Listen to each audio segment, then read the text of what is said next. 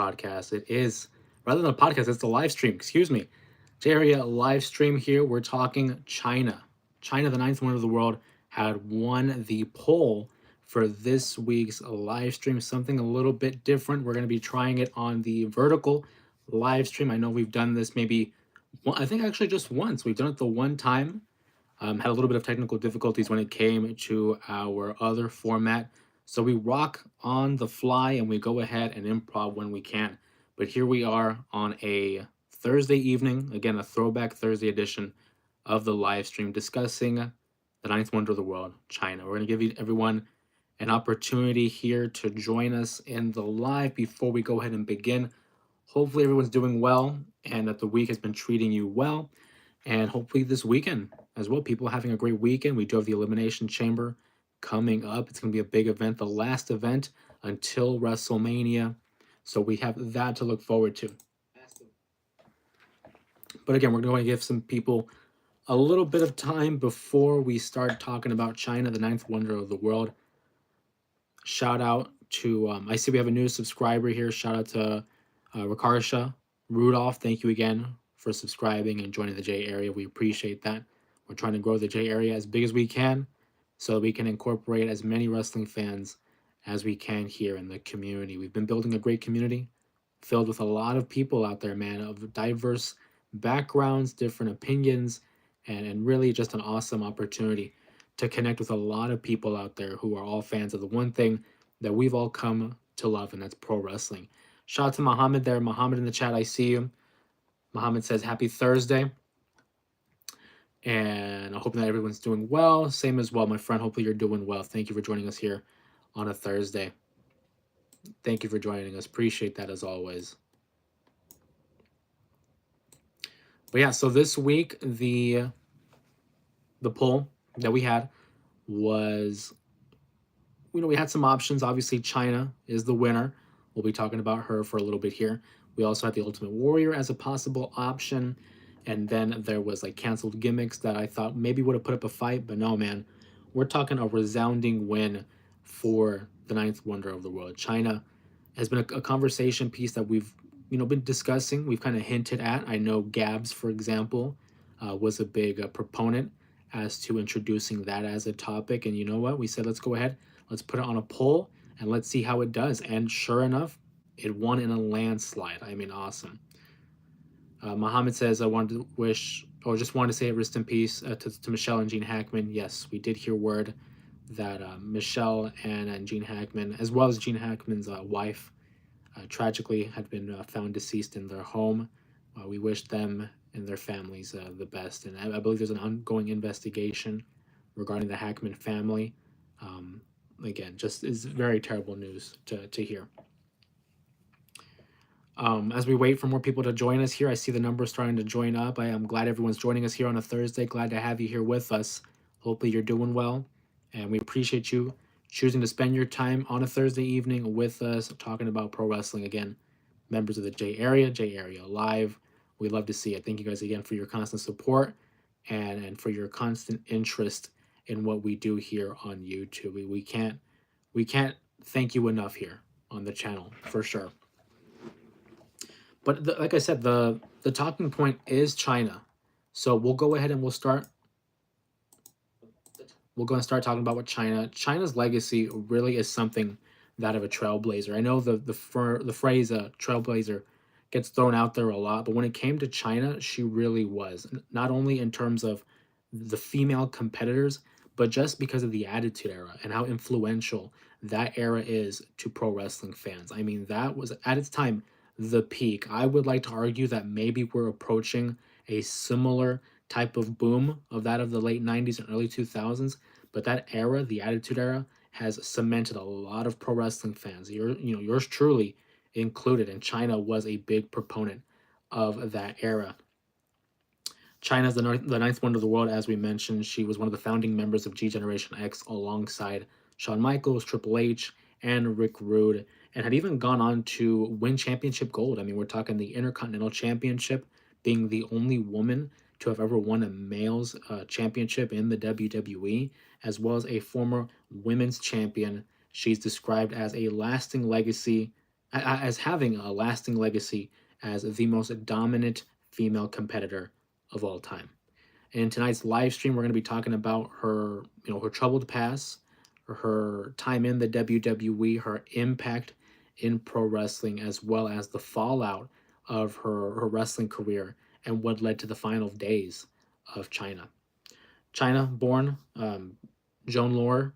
She was born December 27th, 1969, in Rochester, New York. Again, grew up in a troubled home, a troubled past. Her relationships and the demons that she would battle really took precedent in her life, and they became very much center stage when it came to Chyna and what people knew of her. Over time, we knew that in professional wrestling, she was able to achieve a level of success that would lead her to becoming, as I mentioned, one of the more influential figures in the sport.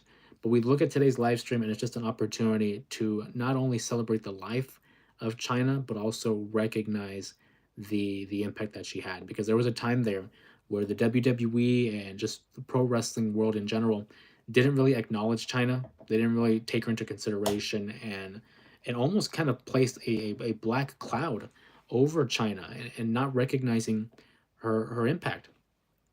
At a very young age, Chyna had battles, and it's very ironic for someone like Chyna to join the WWF and having to break down many barriers, having to fight many battles because that's what she's been doing her whole life. Her whole life, she had a troubled youth, and we look at the way she was raised. She was raised in a divided household where her parents were divorced. They had moved several times across the state, growing up in a very difficult environment, and it's a testament to showing how people can become a a form of their own environment. And for her, her father, battled with alcohol, and it even got to the point where he would actually attack his her mom. That led to some. We try to be very particular with our verbiage here on the channel, but it led to a level of violence there in the household. Shout out to PW. Oh, shout out to PW. I see you. Appreciate you in the live stream here. Says my brother. Hey, I'm glad to see you here. And I see you with the NXT Championship there. If anyone's asking, the NXT Championship signifies that my friend over here is a member of the Main Event Mafia, getting exclusive content. We just recently did. We're gonna start doing like a little vlog series there for the Main Event Mafia members, so they're up to date with what goes on behind the scenes, as well as what I'm doing in my spare time. So that's a fun little treat for those who are joining us. But appreciate that, P Dub. Thank you again. Thank you again for joining us. But with Chyna, as a youth, she did learn how to play the violin and the cello, already demonstrating like these tendencies of creativity and having a talent and a knack for performing. At a very young age, you can tell that she was different than the others. We go back to the troublesome though. There was a time there. Look at that. Peter says, "Who wants a piece of the NXT champ, the champagne?" There you go.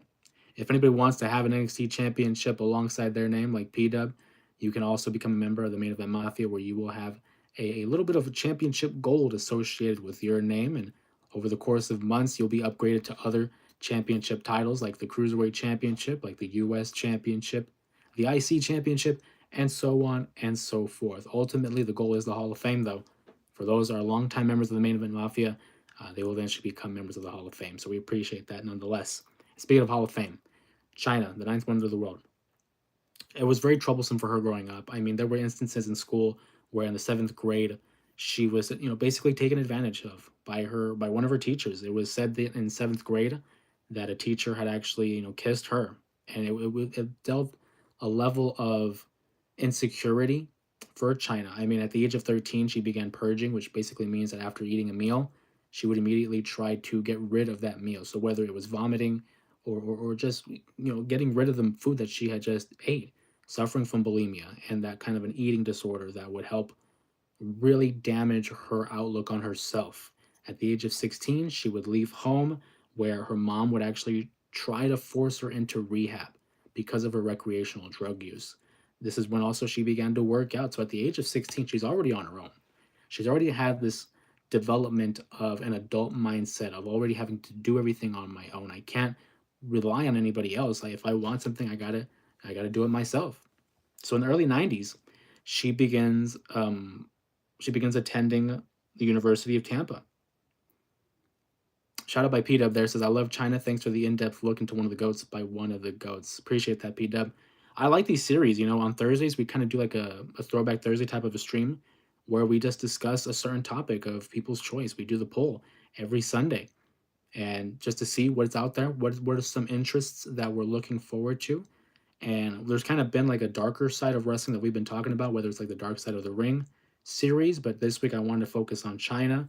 And I would like to do more stuff like this where it's kind of like a career and life retrospect for the individual. So again, thank you again for joining us on a Thursday, joining us here on the live stream. But China had attended University of Tampa, where she had aspired to become a member of the FBI. Can I put in a request for my all-time favorite, Eddie Guerrero? Dude, you already know. I feel like the moment we put Eddie Guerrero on a poll, he's gonna win.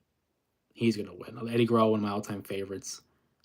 He's actually in my top three of all time. So for sure, I would love to do one on Eddie Guerrero. Absolutely. And as we get closer to WrestleMania, why not? Right, one of the greatest performers of all time. That's a great shout out there, Eddie Guerrero. I don't see why not. Absolutely, absolutely. And it's funny too that we talk about Eddie Guerrero because of his association with China, which we'll get to, a little bit later. But early on, before the her attempt into pro wrestling, she wanted to be a member of the FBI, and the DEA had huge aspirations for law enforcement and basically just doing the right thing. I mean, you already knew that these crimes that were associated with her, you can assume that because of what happened to her, she wants to be able to help others. During her time at the University of Tampa, two men would actually assault her. And again, just building up that level of, again, I can't speak for her, obviously, but I'm looking at the trends and I'm thinking, man, it just got to the point where so many people were taking advantage of her. So many people were whether it was beating her down or treating her, badly, that it came to a breaking point. So during this time, she was having this spell in her life where she was having several jobs. She entered fitness competitions, but often, more case than not, she would actually come in last place because of her physique. It wasn't like that of your typical female physique. I mean, we've seen Chyna and how she was portrayed in the WWE early on, but in those fitness competitions, there was already like a stigma. There was a standard that a lot of the judges wanted to hold their competitors to, and she didn't really fit that mold. So upon that, she says, you know what? I want to jump into the wrestling business. She was trained by Killer Kowalski, who ironically enough also trained Triple H, someone she's very close with and associated with, and she began wrestling on the indies.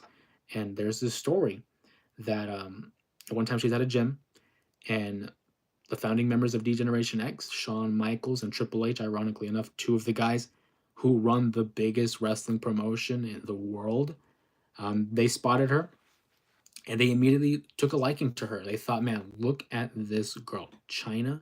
She could be our heater. She could be our bodyguard. And Vince McMahon immediately is like, what are you kidding me? They're not going to buy this. They're not going to buy a woman as the bodyguard for you two men. No, they're not going to believe it. And Shawn and Triple H were adamant. They were like, that's the point. They're going to see us hiding behind her and they're going to think we're already cowards. It's going to work. We're going to get heat for her, brother. So they go and they try to pursue Chyna. Meanwhile, WCW and the New World Order, they're having a little bit of interest here. They want to bring her in as the sole female member of the New World Order. So immediately you have a little bit of a bidding war there, and what a spot to be in. Like if I'm Chyna, what a spot to be in. That you have two of the biggest wrestling promotions, battling it out for your services. And then on top of that, you're going to be associated with the biggest stars in DX or the NWO. What a spot to be in. But ultimately, she goes with DX. She goes to the WWE, makes her debut in February 16th, 1997. It was at the In Your House pay per view event known as Final Four. And she would make her debut by attacking Marlena, who we previously seen on our Thursday live stream as Terry Runnels, the ex wife of Goldust. This was, of course, during the time that Goldust and Triple H, then known as Hunter Hearst Helmsley. They were duking it out. They had a little bit of a feud there. So it was time to introduce someone to help out Triple H because he was battling Goldust, who had Marlena. She came in, ragdolled her. I mean, I'm sure you guys remember. If you're here in the live stream and you're a fan of pro wrestling, you probably remember it too. But she ragdolls Marlena, and already a physical force. I mean, unlike anyone we've seen at this point in time, we've seen the Medusas, we've seen the Bull Nakanos, we've seen Leilani Kai and Wendy Richter and Sensational Sherry, but we've never seen someone of the size and the build of Chyna. And I mean, it was just a presence. Early on, though, there was a little bit of heat, though. The men didn't really want to work with her because they were like, hey, we don't want to get overpowered by a woman. You know, it's going to look bad. It's not going to be great for our characters. It's going to hurt our credibility. So immediately there's already like a sense of heat in that sense. Is it her fault? Absolutely not. It's just what she was working with. But she debuts and immediately is thrusted into the main event scene. She's associated with Hunter Hearst Helmsley. Overtime Degeneration X comes to fruition. Shawn Michaels, who's like the top heel, one of the top faces in the company, and is in the WWE Championship title scene. He aligns himself with Triple H and Rick Rude and therefore Chyna as well.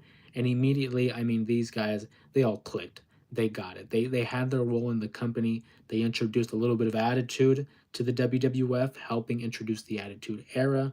And Chyna was a big proponent of that. I mean, you look back at those classic episodes of Monday Night Raw when it was Shawn, Triple H, and Chyna, and they were inseparable. You know, these guys were always together. We knew how close of a tight knit bond they had with one another. We talk about the name Chyna, and the reason for that was it was a play on words. It was ironic, right? You look at Chyna, very imposing force. I mean, again, the physique was fantastic. I mean, she was strong. She was strong. She looked better than some of the men in terms of the physique. And so they chose the name China because it was like fine china, like the dishes that you would find in your grandmother's house. You know, it was delicate, it was fragile. But then you look at her and it's like she's anything but delicate and fragile. She would be a trailblazer, as we said. Again, a forefront of Degeneration X, but would go on to compete in the Royal Rumble match, the King of the Ring tournament. This was a female competitor who was putting up competition with the men. It was a novelty act. It was something different. It was revolutionary. We didn't see this in a large scale, certainly not in Vince's promotion. So we see her having that. She was even at one point a number one contender for the WWF title. I mean, this was during a time when you had Stone Cold Steve Austin, The Rock, Triple H, Mankind, The Undertaker. These guys were all in the company at the same time. And Chyna was just as big of a presence as those other men. Number one contender for the world title, having a championship match for the world title, get out of here. That would never happen nowadays, at least in the WWE, right? Because we know in TNA Impact, I mean that little short stint there, that we know how that turned out. But she would be involved with DX, involved with the corporation. She kind of finally broke away on her own in like 1999, where she is battling for the mid card title. Now, let's back that up. Not just a mid card title, like nowadays, where the women are fighting for the North American Championship, the Intercontinental of the US. No, Chyna was competing for the men's Intercontinental Championship to the point where she would actually win the title. She had a match against Jeff Jarrett, who, again, controversial figure already because of his relationship with Vince and the leaving to WCW. In fact, Jeff Jarrett was already on his way out of the company. This was in October of 1999. Already on his way out of the company. And he demanded and received $300,000 in order to put over Chyna, because at this point his contract had already ended. He didn't have to show up, but they offered him this money, one, to put over Chyna, but also to finish out the storyline, to finish out the title reign with an Intercontinental Championship, because the pay-per-view itself, No Mercy 1999, that occurred on October 17th.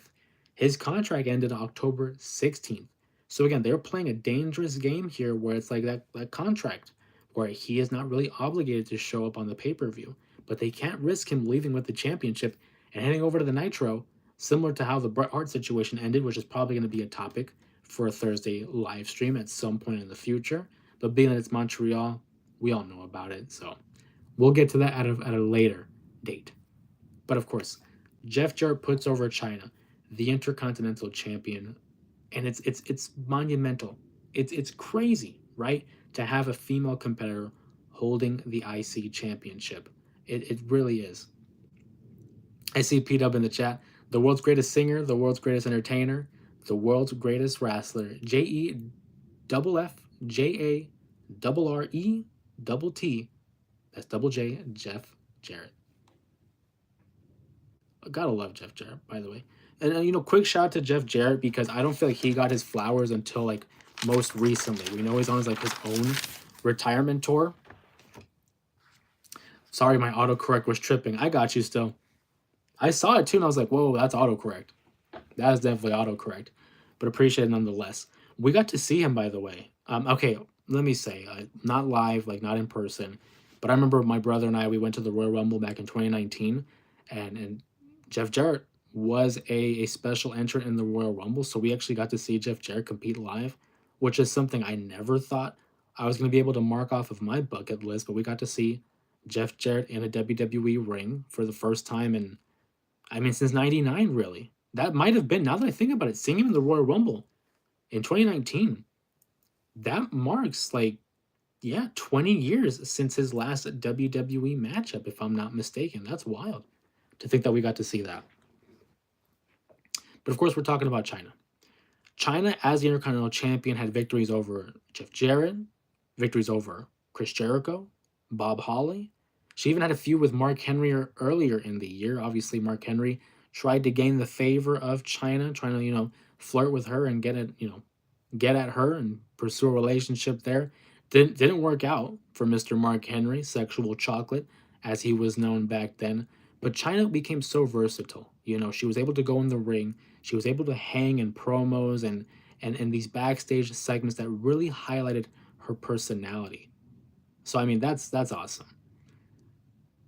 Peter says, being proud for a minute, your boy catching up. 1.95 subs now. I think that's wow. Come on now. We moving up in the world. Moving up in the world. I love to see it, brother. Sexual chocolate was a wild gimmick. It was a funny gimmick, though. That's one thing I will give credit to Mark Henry, is he would commit.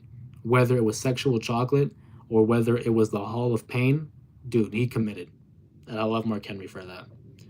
Speaking of committed, the summer of 2000, I think is probably, I would think, the most fondly remembered time in Chyna's career. This would be around the time you alluded to it, P-Dub, Eddie Guerrero. Eddie Guerrero and Chyna, a pairing that really helped one another. It allowed Chyna that opportunity to express more character, to express more personality, and it also helped got Eddie Guerrero over. He got to explore his comedic chops and as well as the character base of who Eddie Guerrero would be that we come to recognize. I see the hearts in the chat. Appreciate that very much. Thank you. And not only could he go in the ring, but Eddie Guerrero as a character, second to none, one of the most entertaining stars of any time. And to see those pairing go together, it was an awesome opportunity to see them have fun, right? We knew Eddie Guerrero began developing this gimmick of Latino heat, and seeing him alongside Chyna and the smile, the smirk, the music. And this was around the time that Chyna began to become bigger, right? I mean, larger than life, mainstream appeal. She now superseded pro wrestling. She became a real superstar. We would see her in acting roles. We would see her on like the Howard Stern show. We even saw her on Playboy. I mean, I was young at the time, so I didn't see it. But it's like nonetheless, at this time in the WWE, reaching out to just many different avenues and exploring these other opportunities, Chyna became a household name. It was also during this time that she had her feud with the Right to Censor, ironically enough, because of the Attitude Era and the content that they were pushing out. They kind of mocked, the censorship groups with that group of the Right to Censor. And it led to WrestleMania 17, where she would actually defeat Ivory for the women's championship. And again, it was probably one of her most well-known matches and moments in the WWE. She wouldn't hold the title for too long as she would have to vacate it at some point during the summer. We saw less and less of Chyna, and it became apparent that, you know what, maybe her time in the WWE was going to be limited. Rumors and speculation were coming out as to why she wasn't showing up as often.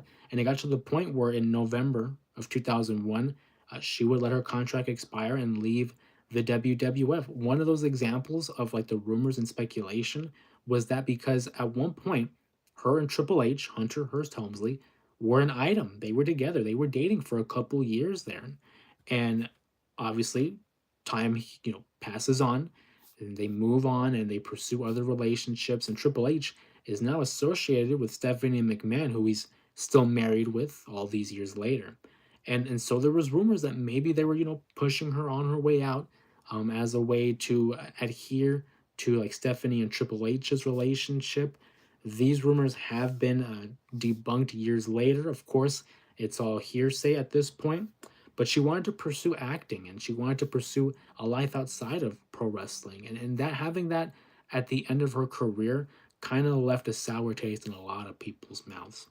People said that, you know what, it was probably because of Triple H and Stephanie. But other people like Jim Ross and people who were in the know, they have come out years later saying it was on negotiations. She wanted a bigger contract. She wanted to get paid a little bit more. But what she was asking for wasn't really going to work for them in terms of a long term contract, that it was just expensive at that point. They couldn't afford to pay her the amount that she wanted. Again, it's all, hearsay at this point.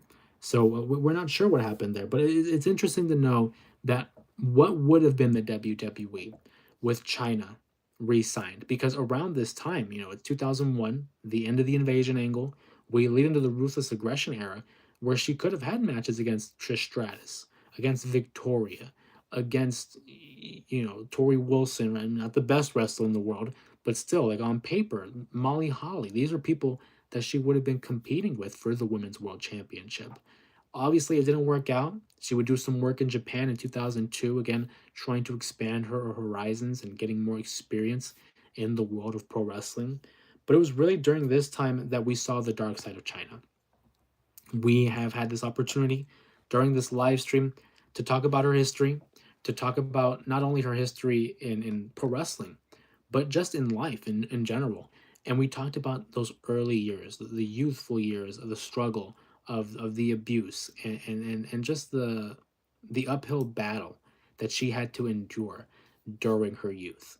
And it kind of all came back after the WWE. I think the WWE gave her a sense of stability and structure that allowed her to kind of stay in the line. And then once she was gone from that, it was now taking the reins off and allowing her to be free. And because of that, there was no structure to hold her in place. Again, after posing for Playboy, she would have like a tumultuous relationship with X Pac, Sean Waltman, who's a good friend of Triple H and a member of the Clique, a member of DX. And their relationship was very public because there were instances where there was a little bit of a domestic violence between the two.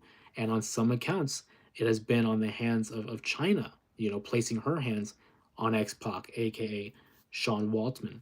So again, it was an ugly relationship. It was an ugly time in her life where everything was getting publicized. She did become an actress, just not the kind of actress that we can, really promote here on the channel. I'll leave it at that for those in the know and for those who are getting my drift here. She did become an actress in that field. But there was a point too where she was trying to fight for the name Chyna. She wanted to keep the name Chyna, and because the WWE holds tabs on that and they have the trademark, she couldn't.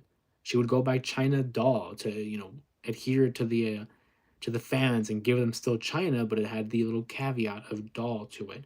To the point where she legally changed her name to Chyna, pulling a page out of the book of the Ultimate Warrior. Very erratic decisions were made during this time. It was at this point where she started experimenting with substances, and there was a great amount of demons that were battled around this time. And it was sad. This was around the time that I was growing up as a fan of pro wrestling. I was watching the product, and they never talked about Chyna. We saw her in the retro DVDs, like, the Best of Raw, or these older pay-per-views, but never did they ever acknowledge her on the weekly television product. So now you're left thinking, well, What happened to her? Where has she been? What is she doing? And then you hear on the news about, again, her struggles with the law, her struggles with substances, or her relationships. There was a time, though, where she was beginning to clean up, saw the error of her ways, and finally was making the right steps into healing. Wanted to make a comeback, maybe even reigniting that love for pro wrestling. In 2011, she actually appeared in Total Nonstop Action, the promotion ran by Jeff Jarrett, the man that she had beaten for the Intercontinental Championship. There was a very long standing feud between Jeff Jarrett and Kurt Angle on screen, of course. And Karen Jarrett, who was the ex-wife of Kurt Angle, would team up with Jeff Jarrett and face off against Kurt and a partner of his choice. And it was revealed that it was Chyna. So Chyna, for a one-time deal, joins TNA to team up with Kurt Angle and fight against Jeff Jarrett and Karen Jarrett. And it was a cool moment. It was an opportunity for fans of the Attitude Era, for fans of China, to see her back in the ring and maybe make a comeback. It wasn't going to be in the WWE, but at least in another format, in another company, she could make another run. Between the years of 2012 to 2015, shout out to Sean there. I see you in the chat. Appreciate you. Between the years of 2012 and 2015, she began to teach English to students in Japan and really allowed herself that opportunity to. Oh, shout out to Sylvia there. I see you, Sylvia. So mad at myself. I missed the beginning of tonight's live. No worries. You know, like I always said, these lives are always available in the archives. You can always go back and check that out for yourself. I'm glad to see you here, though. Glad to know that you're with us and joining us here on a Thursday stream. But again, they're always going to be available. I don't take, especially these. I don't take these lives down because I know there's a lot of people out there who like to go back and catch what they didn't see, or for those who weren't, a part of the stream to begin with. So, but we talked about China, and again, we can go ahead and revert back to some of the other topics if anyone's interested.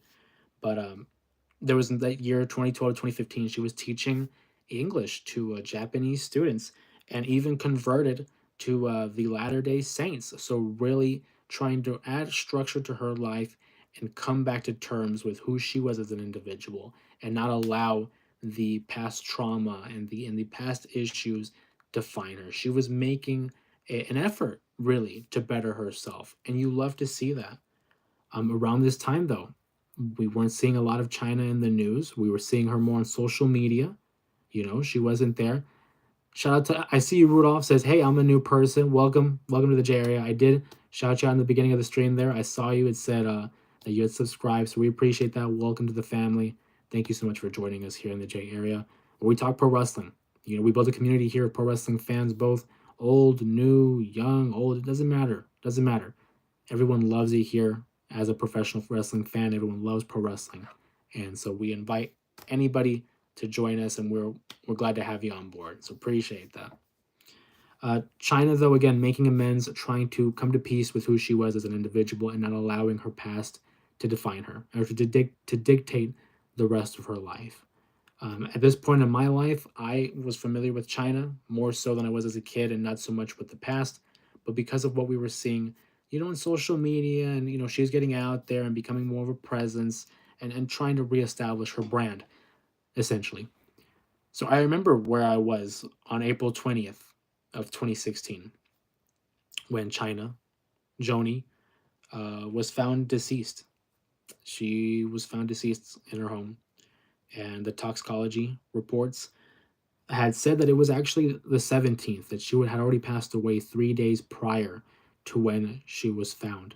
But when they did the reports and the tox screenings and they tried to see maybe a cause of death, they found that there was a combination of alcohol, anxiety medication, alongside with pain medication and sleeping aids. That basically it was an accidental overdose, and just like that, the ninth wonder of the world was gone. Chyna, although was no longer with the world, it was her impact that stayed with a lot of people, with everybody, really. We talked about that she is a trailblazer, helping forge the road that is the women's revolution, and seeing stars like Charlotte, Rhea Ripley. I mean, you can see a huge comparison not only in terms of the presentation, but just the meteoric rise and the mainstream appeal of Rhea Ripley. That's definitely a dream match that I know a lot of people would have loved to have seen. But to see her legacy come to fruition at the 2019 Hall of Fame, she was inducted as a member of D-Generation X alongside Triple H, Shawn Michaels, X-Pac, and the New Age Outlaws, Billy Gunn and Road Dogg, and to see her finally recognized as a Hall of Famer. Maybe not as a single competitor just yet. I think that's a possibility down the road. But to see her at least acknowledged and enshrined in the Hall of Fame, I know would have made her, ecstatic. I mean, come on, that's all she really ever wanted was to be accepted and acknowledged for her career. But again, Chyna, one of the greatest of all time to do it.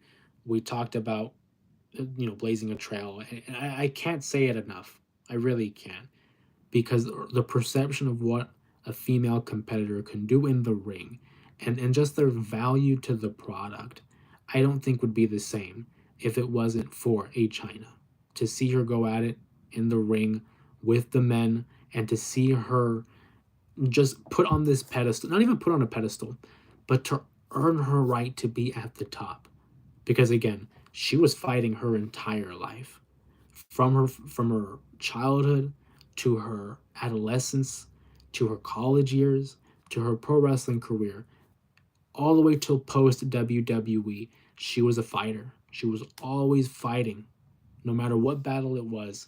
And it was, I think, at the end of the day we can have peace of mind that towards the end of her life she was making amends. She was making that effort to do better. It wasn't like the demons got the best of her. Say what you will about, that second half of her life, but I think she was making an effort, and you can see that too. There is a documentary. I do not believe it is available on Hulu at the moment, but I know every now and then it does pop up. There is a documentary on Chyna's life and the second half of her life following her WWE career. It's the same people who make the Dark Side of the Ring series. So if that's ever available, that might be on Hulu. If not, maybe we're lucky and it's on YouTube for free. Don't know. But if you're interested in a more in depth analysis and just retrospective on the life and career of Chyna, I definitely suggest checking that out. I remember watching that for the first time and I was floored, by listening and learning so much of the trials and tribulations that Joni had to go through in order to not only get to the WWE, but what she endured following her career as well. You want to talk about a fighter? That's her in spades. That's her in spades, man. But that's Chyna.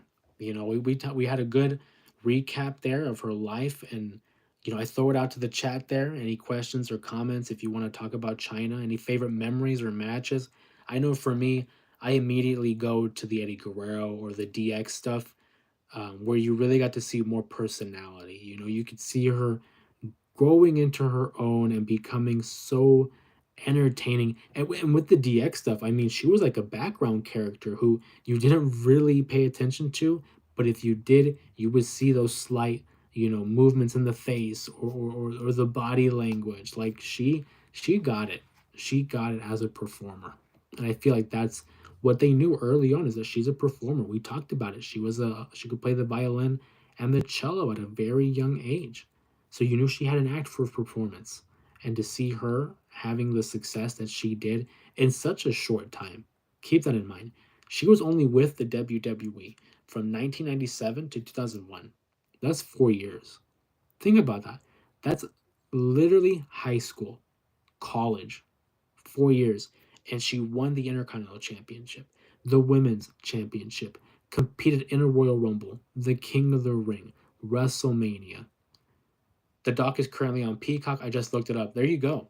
Hey, shout out to Rudolph there with the look up there on Peacock. Check it out. It's a good.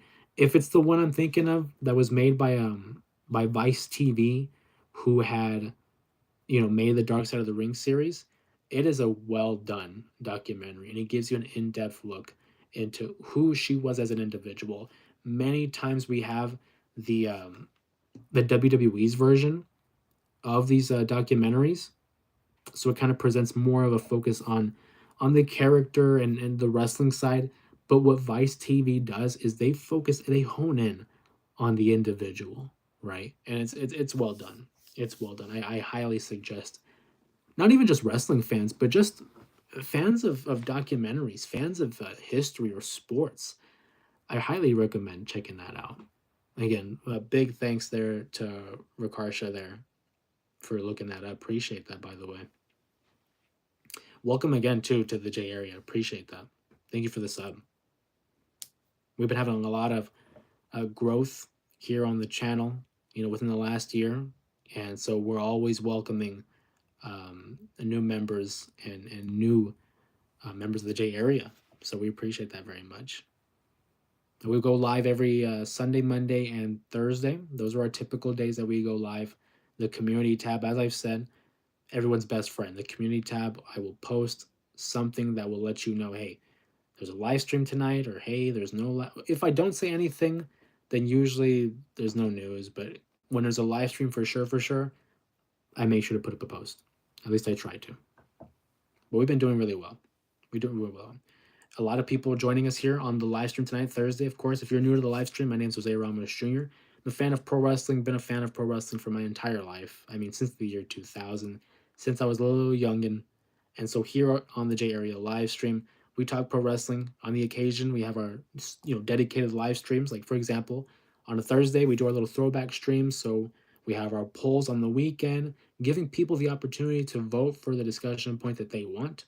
Sunday is kind of a free for all where we do rankings or gameplay or Q and A's, and then Monday is kind of like our post Monday Night Raw show or whatever just happens to rock the boat during that live stream. But really good stuff. I am also thinking about going live on TikTok. That's a possibility here, just because I want to be able to garner in as many new members as we can. If we can get people from TikTok over to YouTube and start building this community even bigger, I mean, dude, the possibilities are truly endless. Truly endless.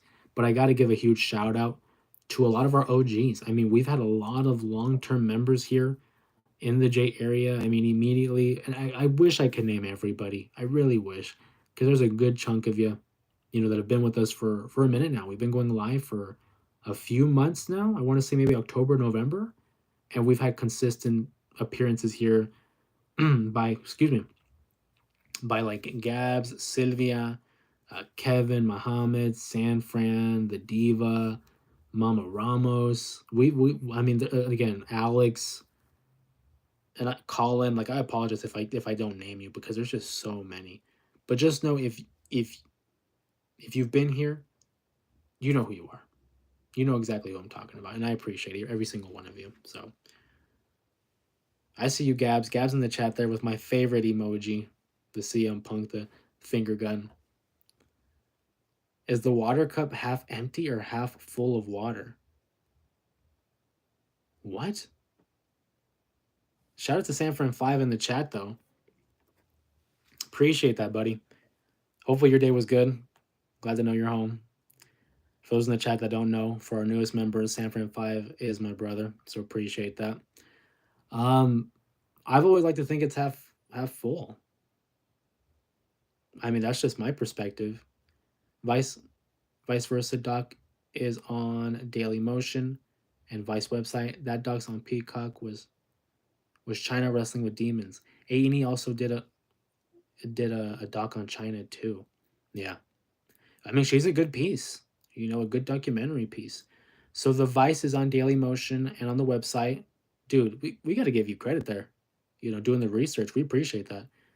The doc that's on Peacock was Chyna wrestling with demons, and AE also did a doc on Chyna. Well, there you go. I mean, there's a few options for everybody. Whatever's available to you. I know for me personally, I do not have access to A&E. The best I can do is like on Hulu. I know they kind of upload some of their stuff from A&E. The Vice is good. Peacock. I'm actually going to check out that Peacock one. I don't think I've seen that one. Chyna wrestling with demons. I don't think I've seen that one, so I might have to check that out, though. Thank you for that. Appreciate that. Also, again, big thanks to San Fran 5 there. Appreciate the dono with the super chat. We appreciate that. Thank you for your support, man. Wouldn't be possible without you either, man.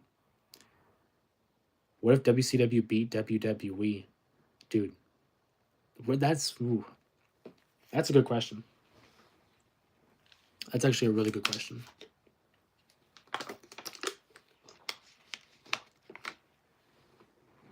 Because you have to ask yourself, at what point did WCW lose the war?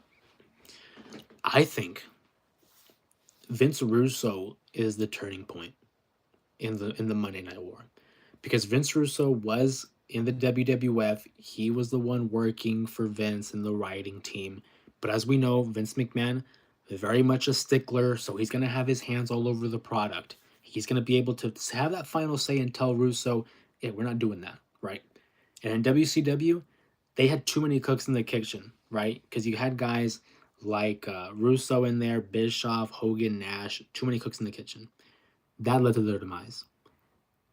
If that doesn't happen, and just for the sake of the question that they do win the war, I think we would be in a similar spot. I think that someone else, maybe not Jeff Jarrett, because if you think about it, if WCW wins, is TNA is not created. I don't think Total Nonstop Action's made because Jeff Jarrett is with WCW. So he already has a career there.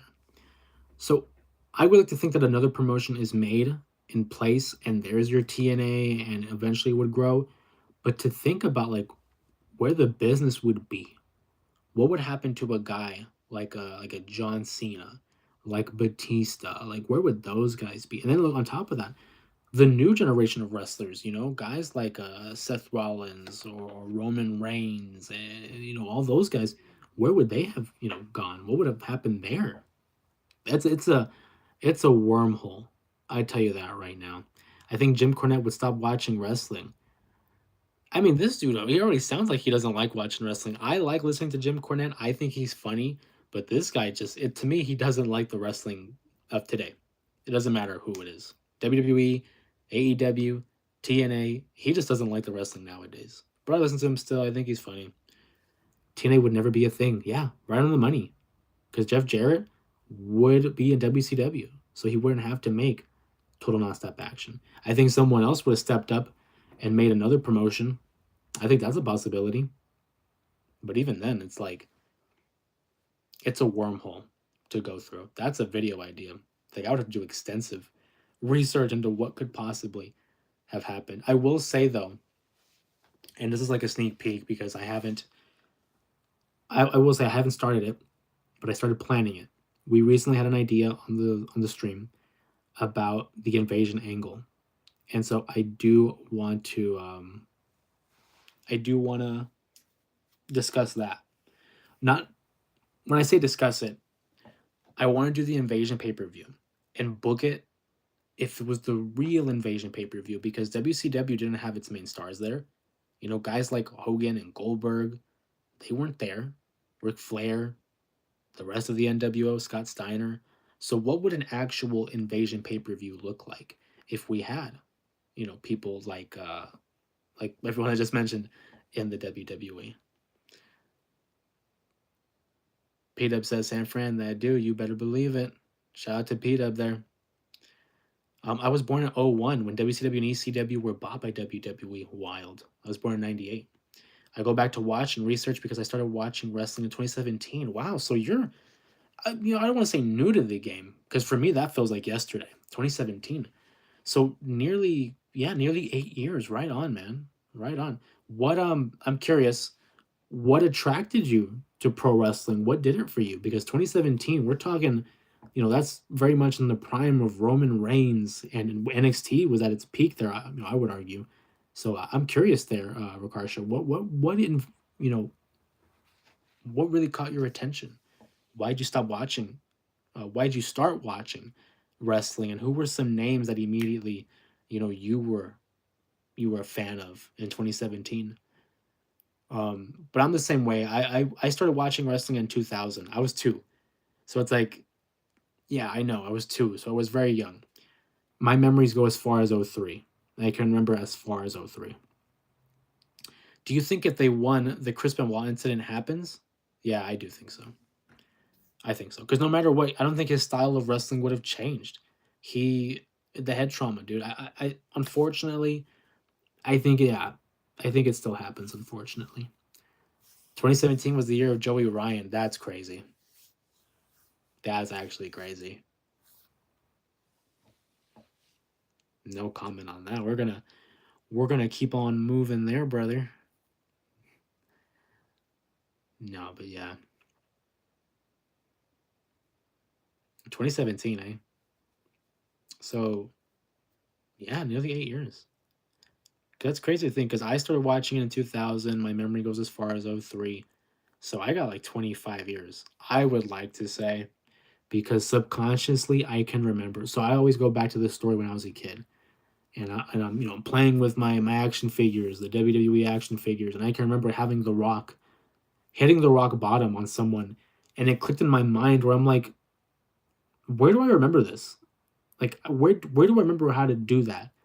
And so it was like subconsciously I watched The Rock do it so often as a little kid that it just carried over into like my early 4 or 5 years. But 2003 is when like visually I can remember watching Eddie Guerrero in the U.S. Championship, Rey Mysterio in the cruiserweight title, and Taker on the bike. That's as far as my memory will take me. The farthest my memory goes is the Undertaker Mind Games with Randy Orton, 2005. The the fall and winter of 2005. Shout out to the Hearts and the 100. I see you. Appreciate. Um, yeah, that lead up to Armageddon in 2005. What a rivalry. That Randy Orton versus Taker rivalry is very fondly remembered in my heart. And the same thing with San Fran 5. I mean, we remember why. We bought the pay per view for Armageddon '05. That Hell in a Cell match between Randy and The Undertaker. Just awesome. Awesome. I'm glad you remember that.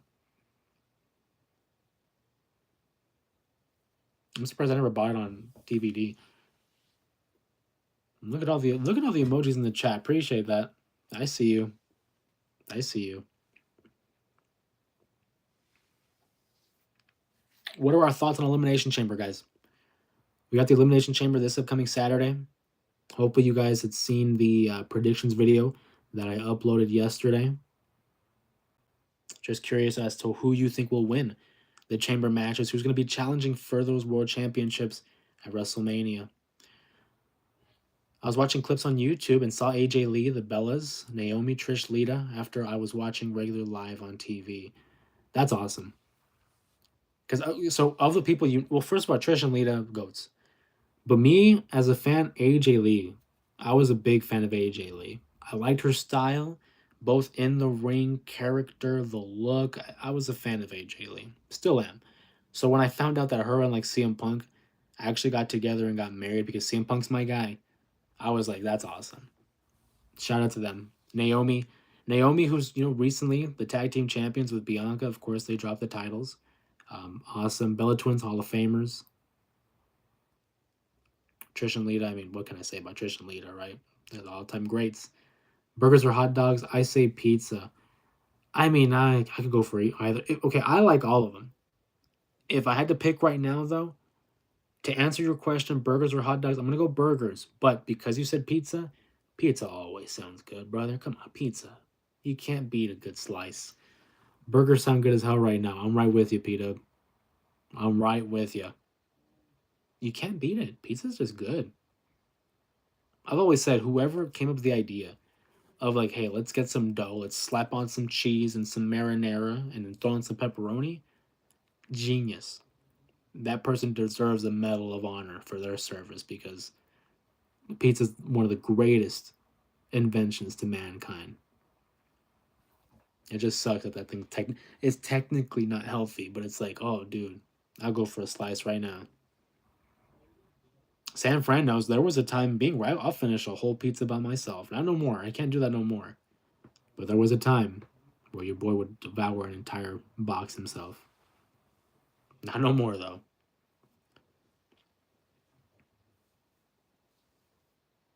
So you said that you watched clips on YouTube and soon after you were watching regularly live on TV. Rudolph, so who are your favorites right now? Who are some people that you're looking at and you're like, yeah, I'm a fan of this person? Or like, hey, I want this person to win. That's one thing I like to do is just try to get to know who are some of our favorites. You know, kind of putting a getting an idea of like what our taste in wrestling is. Because me personally, I don't care. You know, whether it's TNA, AEW, WWE. I try to get into New Japan, but I don't have as much access to that. I don't care what it is. I love wrestling, bro. Like I'm gonna talk about it. And if I don't know, P Dub knows. If I don't know, I love to learn. I love to get more access, more knowledge. You know, recently I threw up a tweet because someone had said something. I don't remember specifically what they said, but they were saying how like we need to watch more wrestling, not just WWE, because there's other stuff like TNA, like Ring of Honor, like old New Japan, like GCW. Like there's a bunch of wrestling, right? And they were saying it's important to just get a little bit of everything so that you're not stuck watching the same stuff. And I've always believed, hey, if you're a person that has many tastes, you will never starve. So that's how I try to look at it. I don't like the whole tribalism where it's like, oh, I'm not going to watch this show because I support this one. Or don't watch this show because this. Dude, I'm going to watch whatever I want. I'm going to watch this because I'm a fan. I'm going to watch this because I like CM Punk, because I like Cody Rhodes. I go to AEW. I like Swerve Strickland. I like Will Ospreay. In TNA, I like Joe Hendry. I like the Hardys, which I mean is a cop out because it's the Hardy Boys, I know. But still, if I like what I like, you know, I don't know. That's just my 2 cents. Um, I just never bought into the tribalism. It's cool for argument's sake, as a conversation piece, but I don't think it's a healthy mindset to have. I want everyone to succeed. The more promotions that are succeeding is good for the business. You're giving job opportunities to all the wrestlers, to the production team. You're making more work. You're getting more jobs out there for people who are looking for the work. And then as a fan, you mean to tell me like there's literally wrestling every day of the week? Monday's Raw, Tuesday's NXT, Wednesday Dynamite, Thursday Impact, Friday SmackDown, Saturday Collision, Sunday the occasional pay per view. There's literally wrestling every day. And then on top of that, with streaming services like Max and Netflix, YouTube channels like WWE Vault and NXT, you can go back and watch some of the archives. You can go back and watch the older stuff too. And it's like literally at the push of a button, it's at your fingertips. You can watch it whenever, however, and whatever year. Rudolph says that's hard. I love Naomi. Great. Jade. Great. Liv. Awesome. Bianca. I mean, immediately, I'm a fan of the women that you chose. Bianca Belair, I think, is the best, but I'm more partial to Io. Io's my girl. I think she's the best wrestler on the roster. That's awesome. As for the men, Seth Punk, Roman, and Oba. Okay, hey, we're cultured there. I see you. So Seth Punk and Roman, I mean, immediately, dude, you're speaking my language. Those are my guys. Roman, Seth, and Punk, immediately. Oba Femi, though, that's cool. Because I don't feel like a lot of people, at least the general audience, um, don't give him his credit. Obafemi young. Obafemi really young. And he gets it. The mannerisms, the move set. He's a star in the making. Rudolph also says, I try to watch everything. You try, right? But it's like there's so much content and there's not enough time. That's what I find myself. It's hard, dude. I watch the shows, but like for example, if I'm listening to podcasts or if I'm watching like YouTube videos, I find myself putting them like on 2.0 speed and like finishing it half the time because there's just not enough time in the day. Gab says I started watching with my brothers. The Hardy Boys were and still are my favorite. You're speaking my language, Gabs. Come on. The Hardy Boys agreed. That's my brother and I. We grew up big fans of the Hardy Boys. I would like to think that the Dudleys are just as great. They're up there. But in terms of influence, in terms of our fandom, you cannot top the Hardys. I mean, the TLC matches, the ladder matches. Jeff Hardy in 2008, one of the greatest years of all time. and then Matt Hardy in 2003 as like the version 1 Matt Hardy with the little Matt facts. And the Broken Universe. Hardy Boys are all time great. Shout out there. Thank you again for the comments there by Rakarsha and Gabs. Appreciate that as well, man. That's awesome. Shout out to them. Again, great picks. Naomi and Jade, Liv and Bianca, all great. Seth Punk and Roman and Oba, solid. Solid. Hardy Boys by Gabs. Come on now. Come on now. Those are just goats. And they recently made an appearance on NXT.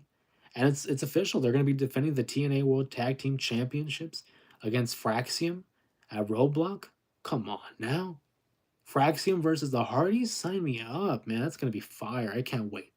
I can't wait. Hopefully you guys are looking forward to that like I am. I see it's Tim in the chat. Welcome to the chat, my friend. Thank you again for joining us here on a Thursday evening. We talked about Chyna. But now, of course, as any live stream would happen, we have a little discussion. Originally, we like to have our other format where it's like, the kind of like the PC setup, and I have like all my graphics and stuff. But last minute change there. It was, for some reason, the connection was down. So I said, you know what? We got vertical. We'll just go live on the phone, the old fashioned way, the TikTok live way, right? But nonetheless, hey, we appreciate you guys. Can't say it enough. Can't say it enough. But with the Elimination Chamber this upcoming weekend, I mean, it's gonna be one hell of a show. I can already tell. Both chamber matches are hard to predict. I think the men's is a little bit more linear. We can kind of tell who's gonna win, but you can narrow it down to 2 names. As for the women's, you can narrow it down to 4 names. It's tough, you know. Who do you guys think is gonna win the chamber this weekend for the women and for the men? I know I shared my predictions on Wednesday, but I'd like to hear from you guys. Who do you think is winning the chamber? Should be a good show. What do you guys think of The Rock? The Rock's appearance. AWG, Conor McGregor. Can you imagine? But I've always said Conor McGregor would work well in wrestling. He has the persona. He has the comedic chops. Like he would be a good fit, low key. I think. What are your predictions on the baby oil shortage? The baby oil shortage. That is crazy though. I mean, you've seen there are some wrestlers out there who like they overdo it with the baby oil. That's crazy. There's a lot of them though. The baby oil shortage. Ni modo. They're gonna have to find another form. I feel like a lot of them do water anyway. Because I think it was back like in the 2000s and 90s, we saw a lot of baby oil. Nowadays, I just feel like they dump water. Did he bought most of it, hurting the wrestling industry, honestly? He did a disservice. If there's one thing Diddy's going to be remembered for, is for that stuff. But I think the less associated they are with Diddy, probably the better. I mean, he did perform at WrestleMania 29. That's wild. Good thing they didn't put him in the Hall of Fame, because God knows they put anybody. God knows they put anybody in that Hall of Fame except for Cyndi Lauper, who I've been fighting for years. I think Cyndi Lauper needs to go in the Hall of Fame as a celebrity wing. Hurting the wrestling industry is hilarious, because it's all about appearance. It's that vanity. You want to be able to put over yourself and make sure you look good on camera so that people will believe it and they're buying the tickets. So, what up, John? Thank you for joining the chat here. I've got to meet all of DX except for Billy Gunn. That's wild. That's actually crazy. And you know what's funny? I would think Billy Gunn would be one. I feel like Billy Gunn's more accessible. Because Triple H and Shawn, I feel like those are the tough ones to meet. Road Dogg, okay, cool. Billy Gunn, I thought would have been the toughest one to meet. Or Billy Gunn would have been the easiest one to meet, I should say. Still possible, though. Wait, so does this include Chyna? Because that'd be crazy. Because to meet Chyna, because, I mean, Chyna's been gone for, 9 years? Appreciate you, John. Thank you for the sub. Thank you so much, buddy. Welcome to the J area. But still, like meeting the members of DX, that's cool. Was it like one by one, or did you happen to catch X Pac and Road Dogg together, or Shawn and Triple H together? Because to be able to knock them off one by one is impressive, I will say. I would hope they're cool. That's one thing I think we all would hope for is the people that we see on TV. Hopefully, they're cool in real life.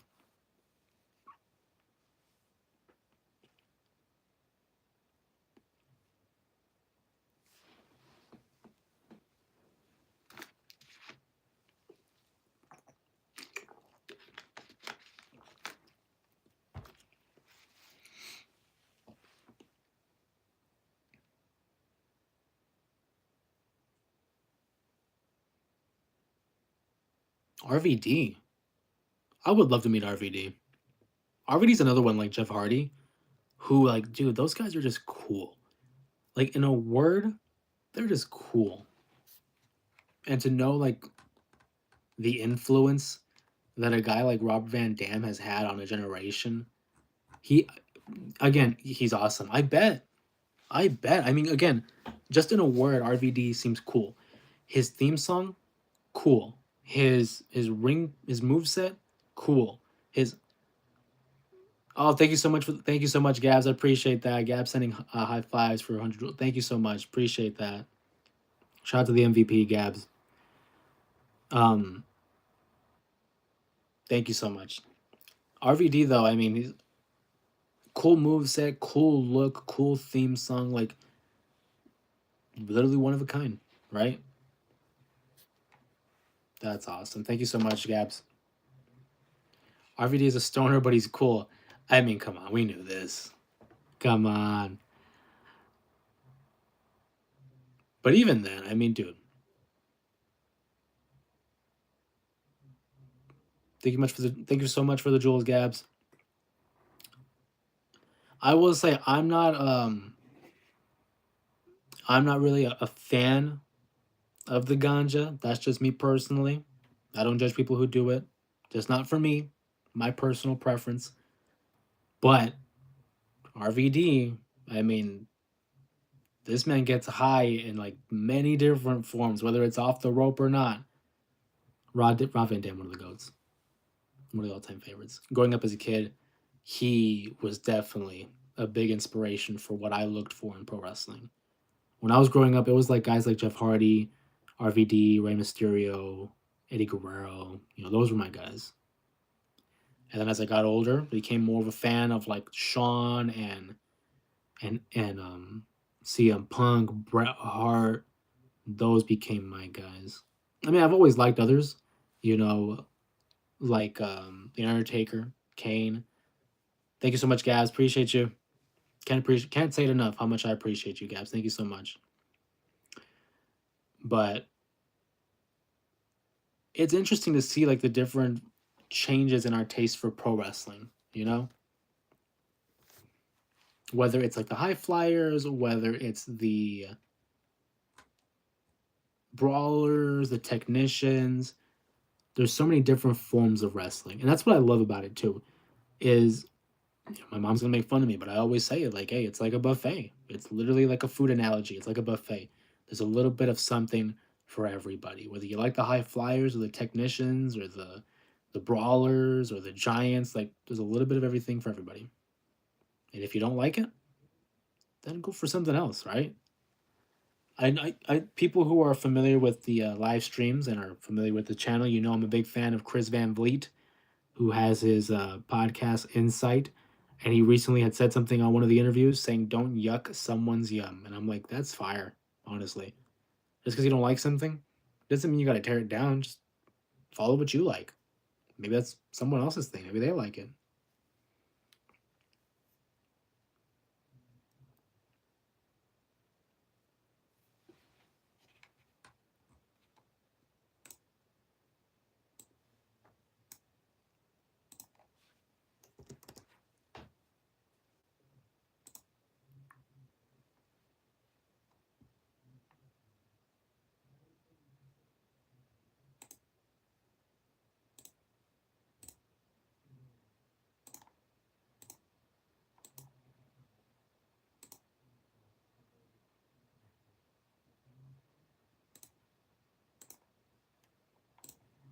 Sorry, I was just finishing up there. But we recently finished up editing and recording a video for tomorrow. So that'll be up 12 p.m. noon, but that'll be Mountain Standard Time. I always try to take into consideration the time zones. We usually try to have an upload on Monday, Wednesdays, and Fridays around noon Mountain Standard Time. Have our live streams on Sunday, Monday, Thursday, trying to keep up and consistent with that. And on the occasional, shorts, which I kind of been lacking on, but I gotta get back on those shorts. I like making the little shorts, especially now that we have the TikTok account up and going, so we can actually upload to both TikTok and YouTube through that.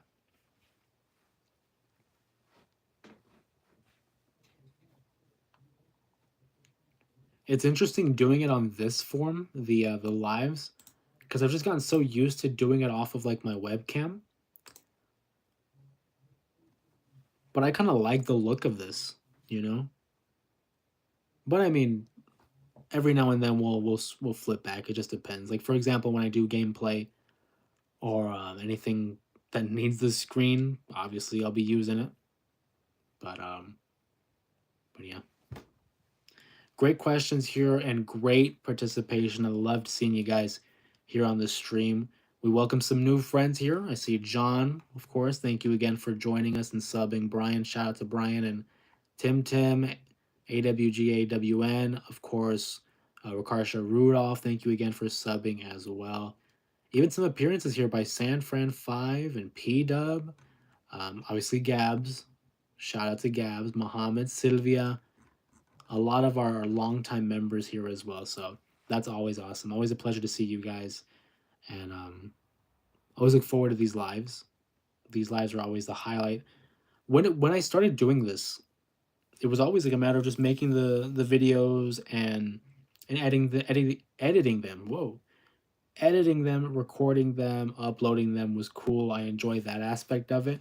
But over time, I've really gotten to love the live streams because it gives us a real time interaction between all of you and not only me, but like all of you guys with each other, because we've had times where members would I see you, Martin. Shout out to Martin. Appreciate you, Martin. I know Martin always says that he's here. It's just sometimes he can't comment, and that's fine. We appreciate you here. Thank you so much for joining us, Martin. Always working. My guy's always grinding. Always grinding, and you know what? We appreciate that, and that's why I always say, whatever it is that you guys choose to do in your free time, thank you for choosing to spend it here with us. So, big shout out to Martin there, another diehard member of the Main Event Mafia, as you can see with the beautiful NXT Championship right by his title. But listening to my favorite channel, that really means the world to me, Martin. Thank you so much. That really means the world to me. There's been a lot of times where and it's not just me, everyone else experiences it, but we kind of second guess ourselves. We have a little bit of a hesitancy and we have our self doubt. But knowing that we have such a strong community here of not just fans of pro wrestling, that's always been my first intent, is gathering fans of pro wrestling. But it has gone even beyond that, where we have gotten just good people. Just good people. We have had a good group of individuals come together for a common interest and just making these live streams what they are today. And so again, shout out to Martin there. Appreciate you, buddy, for number one, always grinding. I respect the grind. And number two, just choosing to be here with us. We appreciate that. And thank you for the kind words. Thank you so much. In fact, it was Martin's idea for these like the darker side of the wrestling and having these live streams dedicated to a topic, because beforehand we were doing some gameplay and just a lot of like recap, like following Raw and SmackDown. But I always got to give him credit. I'm not the kind of guy that's going to take credit. That's never been my gimmick. I'm going to give a shout out when it's due. So, got to shout out Martin for that one. Thank you, buddy. They already know.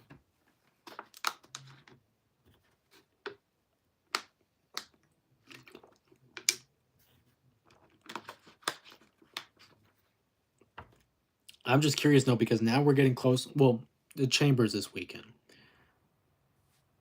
Martin says it's all my sister's fault. I like the cheese, man. I hear you there. I hear you there. I got a sister too, and she knows. Um, because sometimes it's good. I mean, okay, sometimes it's not good, obviously, but it's just when you. It's like when you're hearing things that you're not supposed to hear. You know what I mean? Like, oh, hey, hey, whoa, wait, hey. You know, like, hey, that really happened, or like, whoa, did they really say that? It's something about it. I don't know what it is, but something about it really perks up the ears and gets the interest going and gets the blood flowing there. So I hear you there. Something about the cheese. Something about the cheese. But beforehand, I mean, we were what were we talking about? Oh, okay, so WrestleMania is coming up. We just pretend we're not listening. Oh, but we're there. Oh, you better believe it. Oh yeah, like you look like you're busy. Like for example, like at work, I might if I'm at work, right? Oh, let me tell you a story real quick. I know San Fran Five. He has his occasional story time. I'm gonna share you a quick story with mine. So back at one of my older jobs, I was working in the kitchen as a server, right? And we heard a commotion. I'm up in the front with the tables, and we hear a commotion, and there's pots and pans, and there's arguing, and we're thinking, whoa, what the hell's going on here? So me, at this point, I'm a veteran. I've been there for quite some time. If something goes down, people kind of look towards me for direction because I worked with like a lot of younger kids, like high schoolers who had a part time job. So we hear this commotion.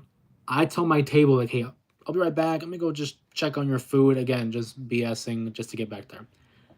And it's one of the cooks, and I'll just say it was the cooks, and they got into it. I didn't know the backstory of it, but we heard them getting in each other's face. So here I am going. Story time says Gabs, 100%. So let me backtrack here. I'm at my table. We're just checking them on, checking up on them and saying, hey, everything good, everything tasting fine. Awesome. Start hearing commotion in the back, and I see some of the other servers head over to the kitchen area. And so immediately, again, just playing it off, oh, okay, cool. Well, I'm going to go back and check on, whatever this meal for another table. Head back, and as I get closer to the kitchen and the line, I see two of the cooks getting in each other's faces and basically saying how, like, don't tell me how to do my job. That was basically the main theme of the conversation. Because they would have to divide the responsibilities. One person would do the sides, one person would do the entrees, one person would do like the cold items, and basically the kind of got a little heated. It was a little busy around that time, and they stepped on each other's toes, not literally but metaphorically, and kind of overstepped their boundary. And it was like criticizing someone for how they did their job. So here I am, and the reason I bring this story up because Martin says pretending and not listening. The reason I bring that up is because I hear this and I go over and I'm trying to pour myself some soup for my table, right? It wasn't for a table, but I'm just acting stupid. I'm just gonna look like I'm doing something, and then I hear like them start raising their voice and like, oh, well, I'm gonna walk out, or whatever. You want to take this outside? And so here I am pretending to get my soup out. Meanwhile, one of my coworkers pulls up behind me and says like, "Why are you taking so long with the soup?" And I'm like, "Shut up! Like I'm trying to listen to the conversation, bro." Like because they were oblivious for some reason. They weren't paying attention to all the cheese being spewed in the kitchen. And I'm telling them like, "Dude, back up, like, and be quiet. I'm trying to listen to what's going on here." Long story short, basically it was someone trying to overstep their boundaries as like one of the leads, right? And tell the cook how to do his job. It diffused. The big boss came through and separated them, said, okay, you go over here, you go over here, cool off. And then by the end of the night, everyone was cool. It was just, the rush. We all get like that. We all get a little angsty when it gets to that point. No punches were thrown. No other insults were thrown. But yeah, I'll never forget that again because it's one of those times where it's like I'm gonna pretend like I'm doing my thing, but I'm not. I'm listening to what you're saying and hearing what's going on. My parents always told me you got to be observant of your surroundings, so you better believe I was gonna be observing whatever was surrounding the kitchen at that day. But for some reason, Martin, that's why I thought of it. You said pretend like we're not listening, but we're there. Because always, always. And that's something I tell everybody. I'm like, dude, just because it looks like I'm not listening, I'm listening. I'm always listening. With the vision that I have, the poor vision I have, my hearing has been elevated. Where one where one sense lacks, the other sense is kind of pick up. That's a real thing. I really believe that. Some people say that when your vision goes, maybe your hearing is heightened. I buy that.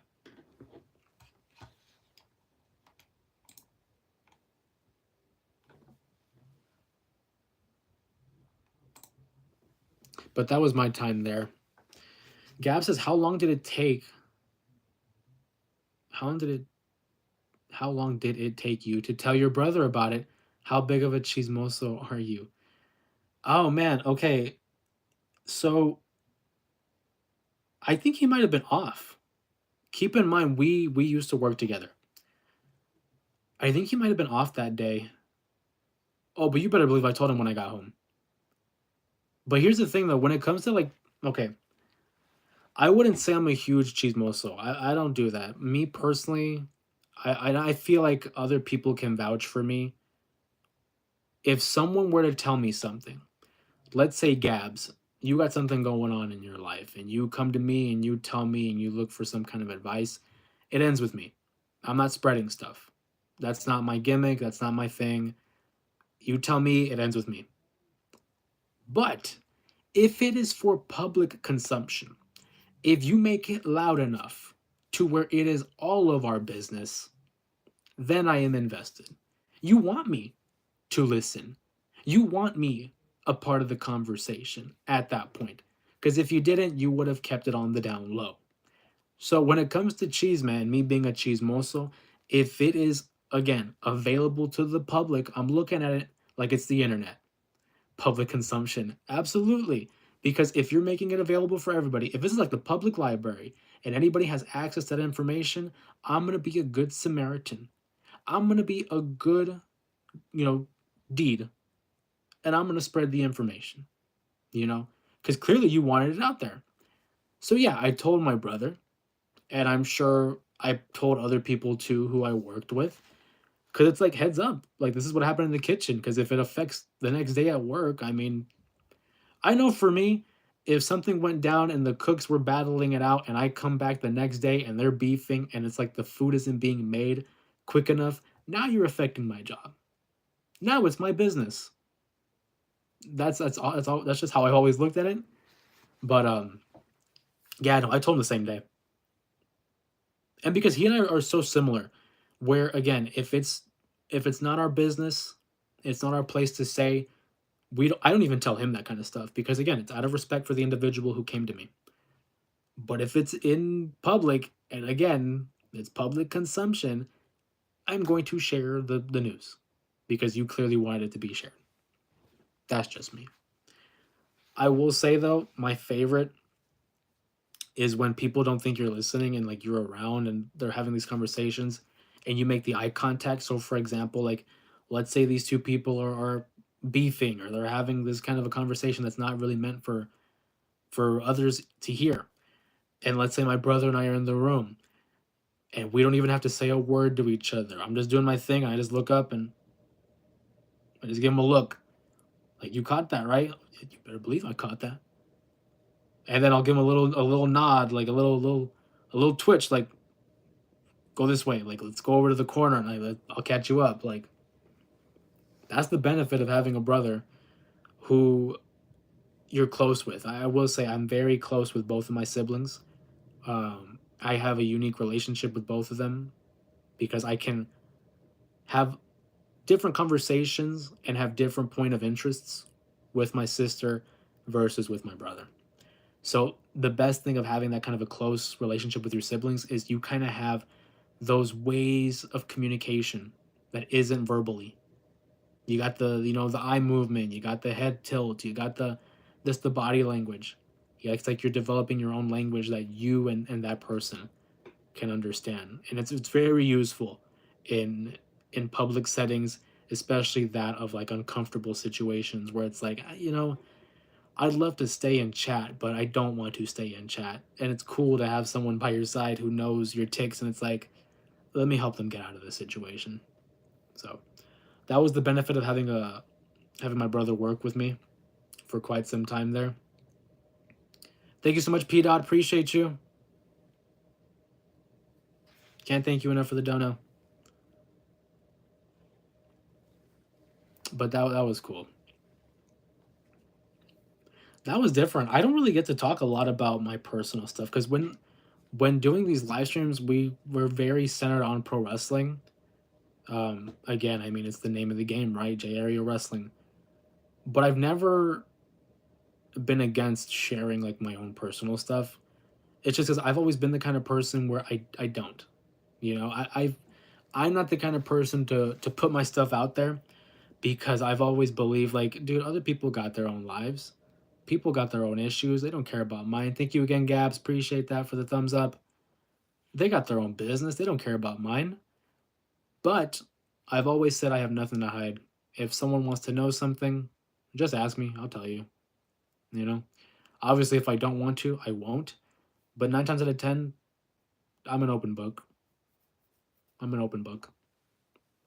And that's one thing I pride myself in is being an open book because at least I would like to think I'm capable of holding a conversation with just about anybody. I try to be accommodating and try to be approachable in these kind of conversations, but also I'd like to talk about a lot of things, whether it's sports, movies, pop culture, history. I will say San Fran 5 is the history buff in the household. I'm going to give him his credit there, but I can hold a conversation about it. You know what I'm saying? Like, and I feel like sometimes when I'm with him, like on his stream, for example, he has his live streams on Tuesdays. You know, we have a little bit of gameplay, and most recently we did SmackDown versus Raw 2006, the GM mode, which was cool. Um, you guys are really able to see kind of like our personalities and our banter more so there because we're in person with one another. And I mean, Gabs pointed it out, saying the comparison about Ernie Johnson, which I still think is one of the best compliments I've received since doing YouTube. But a lot of times I kind of approach it like in a inside the NBA type of way. And he's my Shaq. He's my Charles Barkley. He's the one that gets me going in terms of you know, laughing and opening up and just loosening up. And that's one thing I've said. You guys haven't seen her yet, my sister, because I'm very protective of my family. You know, I don't like putting them in positions where they're uncomfortable or just their perception. You know, maybe down the road, maybe we start getting some guests on the streams. That'd be cool. I'd be open to that. But for me, if I'm the Ernie, my brother is Chuck Charles Barkley. My sister is Shaquille O'Neal. She has I would like to think, a personality similar to his, and that it's able to kind of bring us all together. And her and I, we butt heads, but not like in a bad way. We kind of push each other's buttons to where it's fun. It's like it's good banter. It's good banter. What do you most have in common with your family? Do you all like the same things? For the most part. For the most part, what I like though is there's always overlap. So, dang, she's Shaq. Hey, that's a compliment. I told her that and she appreciated it. She liked that she was Shaq. Shaq is funny.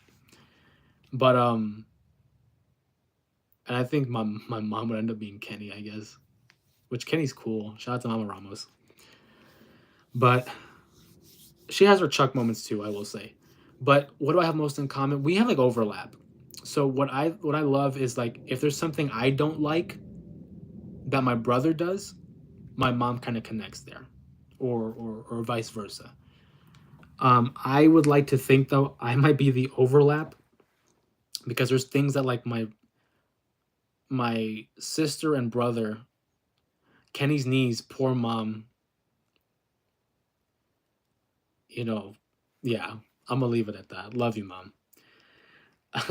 I'm trying to think where I was at there. Oh, so for example, maybe my sister and my brother don't like the same thing. I'm like in between. I can like so for example, My brother and I were very close in terms of sports. We're very diehard fans of San Francisco. You know, the Niners, the Giants, the Warriors. That's our thing. No one else shares that. That's he and I. Boom. When it comes to my sister, we're very much into like it's funny. Her and I kind of enjoy talking about like the trashy TV.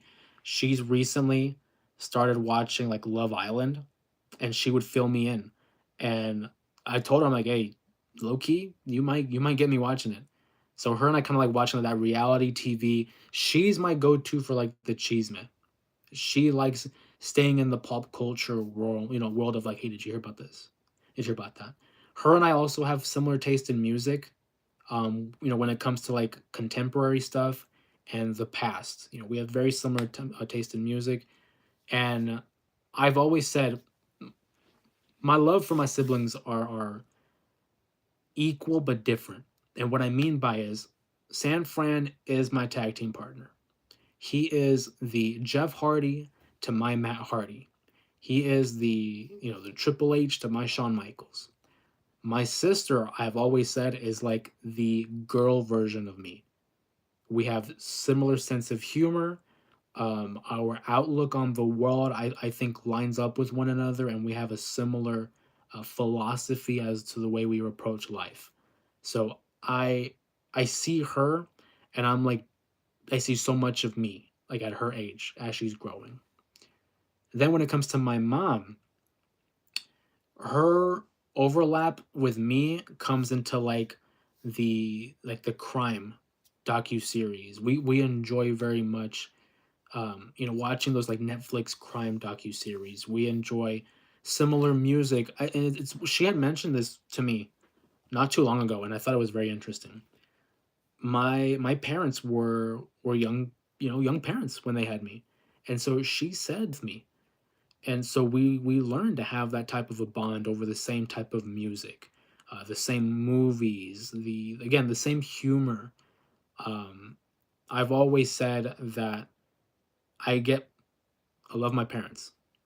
Everyone knows that. That's well documented.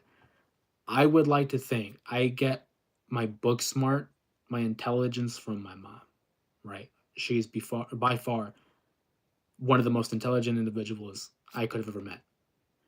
I got that from her. From my dad, I got again, I would like to think I got the personable skills, being able to speak with individuals and connect with them. My dad he made friends with everybody.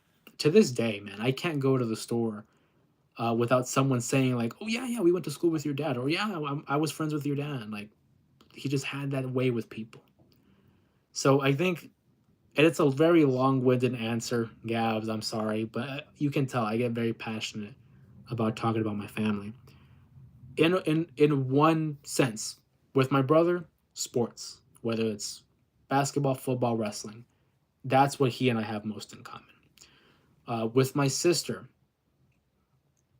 I would say just our outlook on life, our personality. My mom, the intelligence and our affinity for crime doc, and with my dad, our people skills, I would think. Dumpster Fire says, am I weird for eating corn on the cob the long way? First of all, I'm going to tell you right now, the diversity in the chat is crazy. I'm not going to judge you, Dumpster Fire. Just don't leave any scraps. Make sure you finish it all. That'd be a waste of food. But I appreciate the comment. And I appreciate you being able to share that with us. Also, what a name, Dumpster Fire. I didn't realize. I mean, he indubitably, indubitably. I didn't realize Dumpster Fire. That's a different way of spelling the Arizona Cardinals. I'm sorry, I had to. If you guys know, I'm a San Francisco 49er fan, and I will take any chance I can to throw heat towards the Cardinals. LOL. Corn does sound good though. Corn always sounds good. I don't know about the long ways. I don't know about the long ways. I'm not gonna eat that way. Shout out to Gabs for the thumbs up. Appreciate you, Gabs.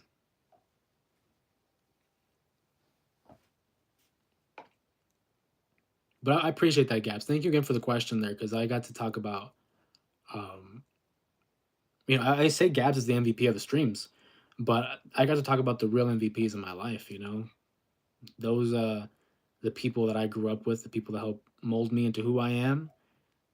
Those I would not be here without them. And I feel like that's a very cliche thing to say, but it's true. You know, they are the motivation. They're the inspiration. They're the ones that you know keep me moving. Thank you for the floating hearts, guys. Appreciate you. They're the ones that keep me going. So thank you for that. Thank you for that question. I appreciate that. That's cool. Because again, I don't really have that opportunity to share my outlook on life or talk about them as much.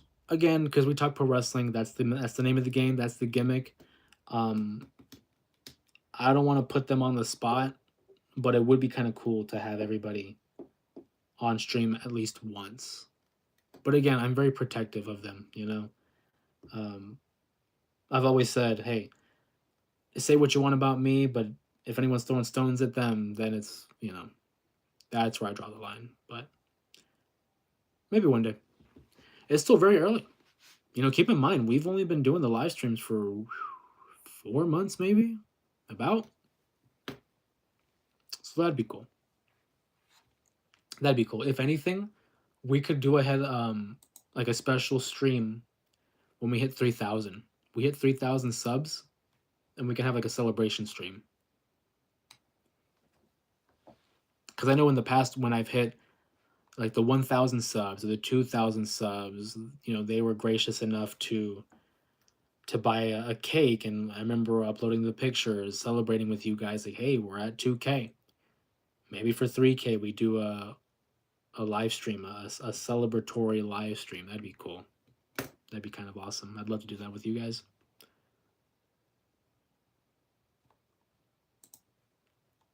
Again, shout out to Gabs there for the thumbs up and the floating hearts. Thank you.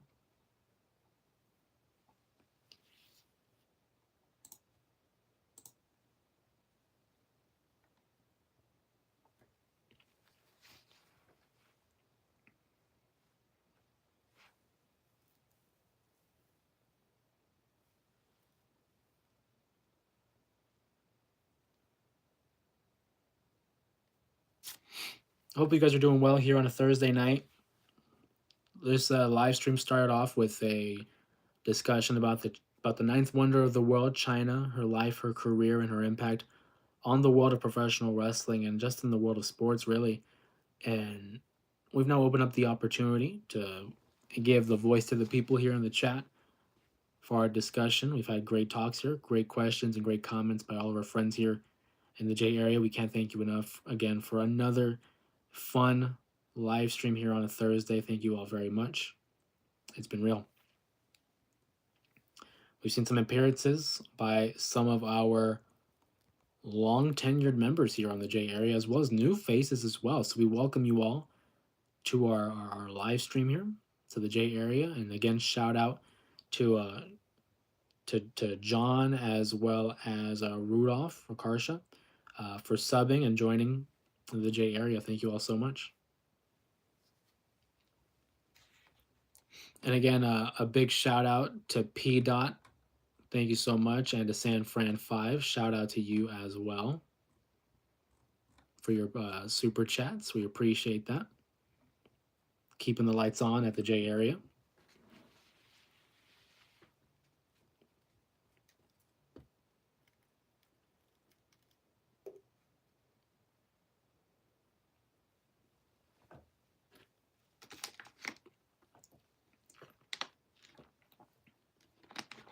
Some other ideas, because I keep my notes, because every now and then we have some ideas thrown out on the live streams for other discussions. I know I talked about the invasion, and I would like to do a what if scenario as to what the invasion pay-per-view could have looked like with stars like Lex Luger and the NWO, Ric Flair, Goldberg, Sting, what that would have looked like. So that'll be a possible video. I did want to also do one on canceled WWE gimmicks or canceled WWE stars.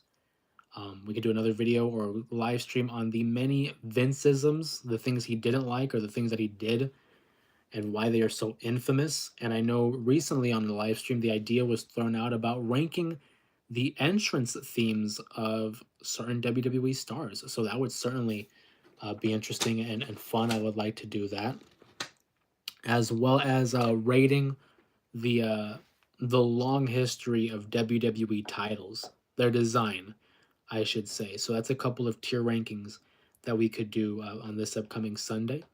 That'll be interesting. Hopefully, if you guys are here with us tonight, we can see you then as well on Sunday. Debating about going live on Saturday night following the Elimination Chamber. Again, look for the community tab. That's where you're going to see your updates for the live streams. We do have a business email now. I kind of would like to incorporate the email more often. I know in the comment section that gives you guys the opportunity to, you know, ask questions or comment anything, but we're opening up that email. It is at jareawrestling@gmail.com for any questions or comments. Just another way for us to connect, as well as we do have merch now. We have been fortunate enough to get that up and running. So we have exclusive merch also found in the store. There is a link in the description, as well as a link in the about me section of the channel, as well as the PO box. We got that running as well. A lot of great strides. I mean, in the last couple of weeks, we've made some great strides here in the growth of the channel. And again, like I told you guys, the motivation, the inspiration, although it is in house, it's also you guys. You guys have become like family at this point, where we are welcoming and we are all inclusive about these conversations, and this is the different backgrounds that we all come from. And it's something I very much value, is that we all can come together, whether it's on a Monday, Sunday, or a Thursday. I know I can count on you guys to show up, so we appreciate that. Especially now with the chamber around the corner, WrestleMania soon enough. Got a couple of surprises in store in due time. In due time. But it's been great. We appreciate you guys as always. Showing up, showing out for these live streams. Typically run for about 2 hours, so I'll probably stay on stream for like another 10 to 18 minutes here.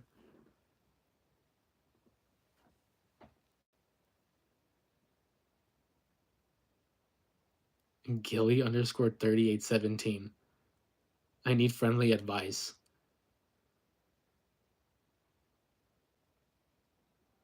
That's wild. Listen, whether or not, sometimes you just got to be upfront. Sometimes you got to be upfront. I've learned that in my life, life is like a band aid. Sometimes you just got to rip it off. I'm glad I'm not in your position, Gilly. I really am. But sometimes you just got to be upfront. Sit them down. Talk to them. You know, you got to be gentle. You got to be considerate. I know it's like a band-aid. You think maybe I just got to tell them like that. No, you know, maybe not. Sit them down. Get them comfortable. Get them in a good mood. Tell them what you got to tell them. Thank you for the comment.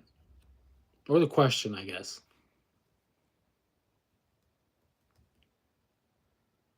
That's wild. I'm down. I'm down bad, man. What did I just walk into, Sanford? Sanford, I don't know what to tell you, man. We got a comrade here looking for help.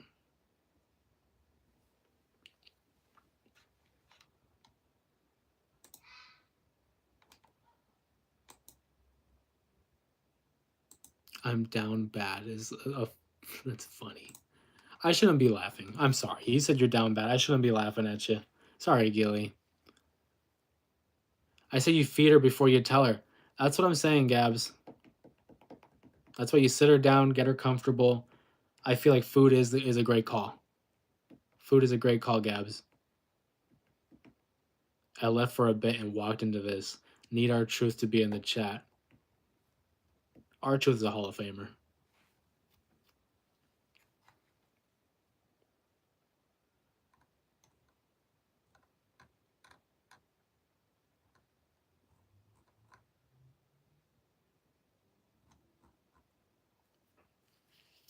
But I think Gabs probably has the best piece of advice there.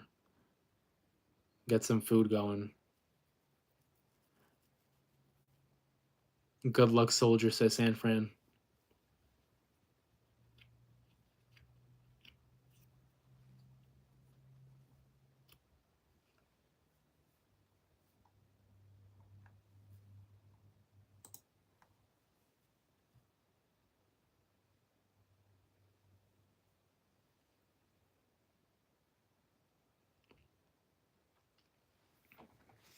What a way, like, what a turn of events this stream has taken. We got some questions, we got some advice, we got some life lessons, some life stories. Never a dull moment on these live streams, man. And I wouldn't change it for the world.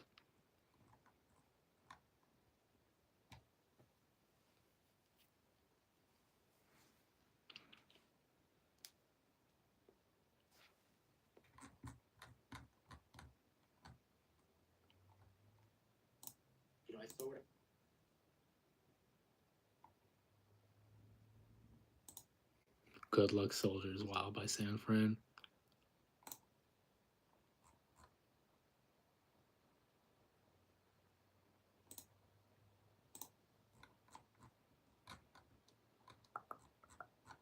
One last question about Chyna. Was she ever married? I don't know. I don't think she was. I know that she was involved with a relationship prior to Triple H. So before Triple H, she was in a relationship with him for quite some time. She was in a relationship with someone else by the name of, I'm just looking it up to confirm, Gary, but not married. It says by the 90s, she was with an individual named Gary. She was with Triple H from 96 to 2000. And after that, she was with X Pac for a couple of years. These are the obvious, relationships that were made available to the public. We don't know what other relationships she had that maybe wasn't as public, but in terms of marriage, no, never married.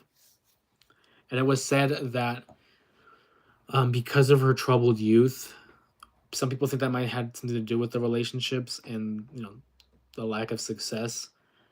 But if reports are to be believed, her relationship with Triple H didn't last long because he wanted to have children and she was against it. She didn't want kids.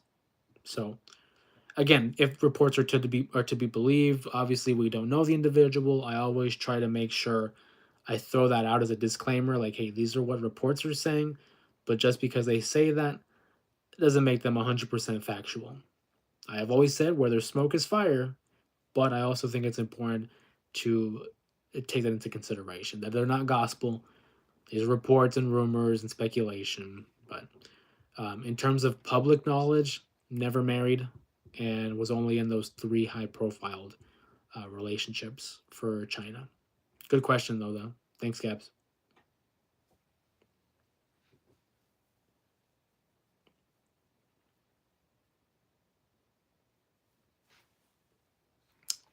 Shout out again to San Fran 5 and P Dot for the donos. Thank you so much for the super chats. And thank you again to Gabs as well for the high fives, the thumbs up, for all the jewels. Thank you so much.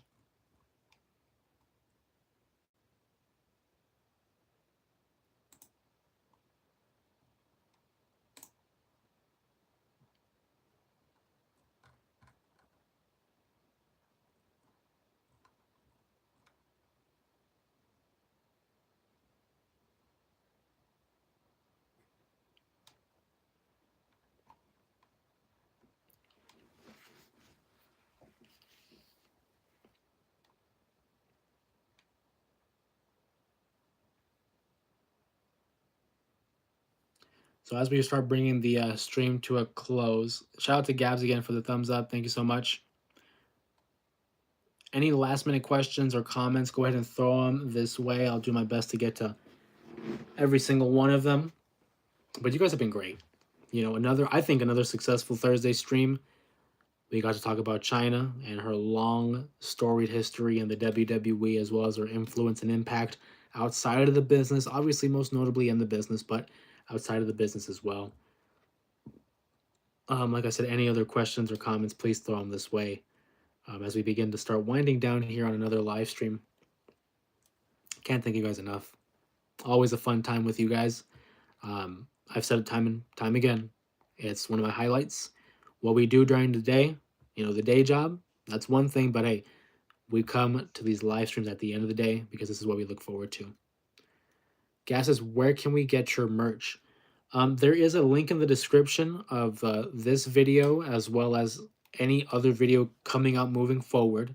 But the link is in the video in the description here, as well as under the tab shop or store on the main YouTube page for this channel, or in the description of the About Me section of the channel itself. But probably the easiest route is it's in the description.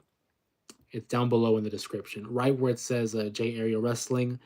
On social media, you'll see links to Twitter, TikTok, and then a link to the merch as well. So if you guys are interested, we do have items such as t-shirts, hoodies, hats, throw pillows, stickers, mugs, travel cups, and a lot more. Those are the ones that I'm thinking off the top of my head.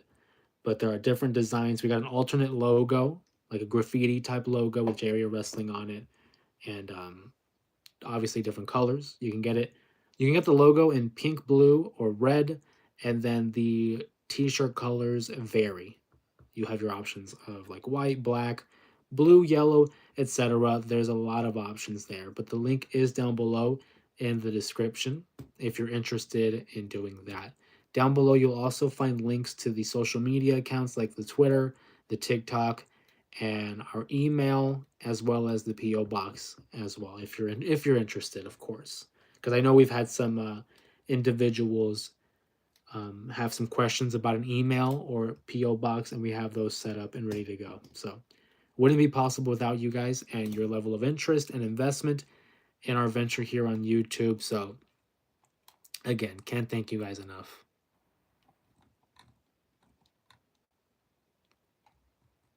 And that's only for now, because over time, that's basically the basis, the foundation for the merch. Over time, I mean, hey, we're gonna come out with more stuff. It's just I wanted to have like a baseline and kind of give variety to the store now, and then over time we'll add to it, right?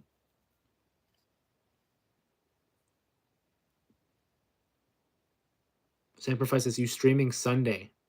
I plan on it. It depends. I don't think I have anything going on.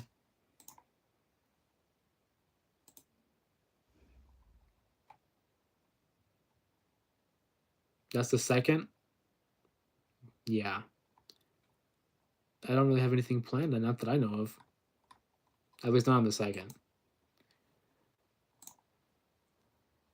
What's your favorite member of the Fabulous Freebirds?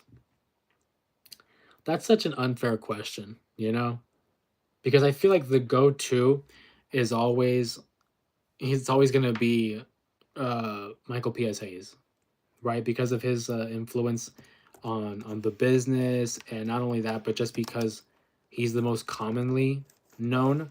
But guys like Gordy is not going to get his credit as much as he should.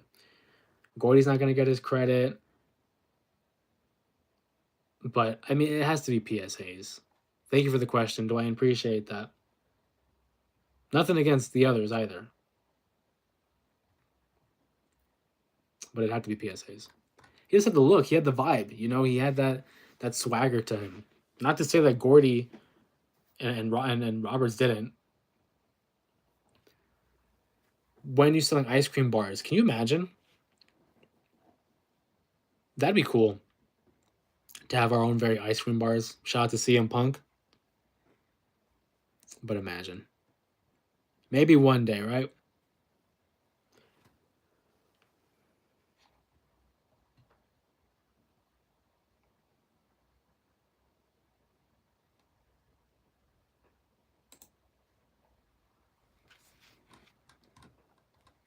But again, so we're gonna start bringing it to a close. Like I said, I want to say a major thank you to everybody that joined us here on tonight's live stream. Um, a big shout out to our friends Gabs, Sanfran5, and P. Dot. Appreciate your generosity and your continued support in the channel. And everybody that commented and questioned down below, hey, thanks so much for your participation and always coming out and showing the love, man. We appreciate it so much. Thank you for the questions. Thank you for showing up. Dwayne says, here's something that annoys me. Hulk Hogan could wrestle relatively well. He just did it in America. Because of the style. Dwayne has a point there. You know, he had some matches out in Japan and he had, matches elsewhere to where he was able to explore his character and his work. But in America, he didn't really have to. It's very character driven. So that Hulkamania run, it was, simple moves. And it got the crowd going. It was the promos. It was the larger than life presentation. So you're not wrong there, Dwayne. He was capable of doing more, but it's like we've seen with other wrestlers that have come from overseas and come over to the WWE, for example, and they change their style. They alter their style to a more simplistic move set. That way, when they do the extravagant moves or they do something different, it's a bigger pop. Treat it special. Good point there by Dwayne. Appreciate that. We will have a video coming out tomorrow afternoon. Keep an eye out for that. We will have something about the Elimination Chamber this weekend, as well as another live on Sunday. And of course, January, Monday, we will have another edition of the J Area Wrestling Show, where we'll probably talk about the fallout of Elimination Chamber and moving toward WrestleMania 41. Keep an eye out for that. Again, follow us at JAreaPod _ at Twitter and on TikTok, as well as make sure you subscribe to the channel to keep up to date with all the pro wrestling content that we produce here. Make sure you have your notifications on, you turn on the bell, and just keep up to date, man. We appreciate it all so much. With that being said, my name is Jose Ramos Jr. Can't thank you guys enough for another awesome edition of the live stream. It would not be possible without you guys. I will always make sure to give you guys that credit and to thank you guys when I can. So hopefully everyone stays safe, stay healthy, have a great weekend, enjoy the Elimination Chamber, and we'll see you all in the next one.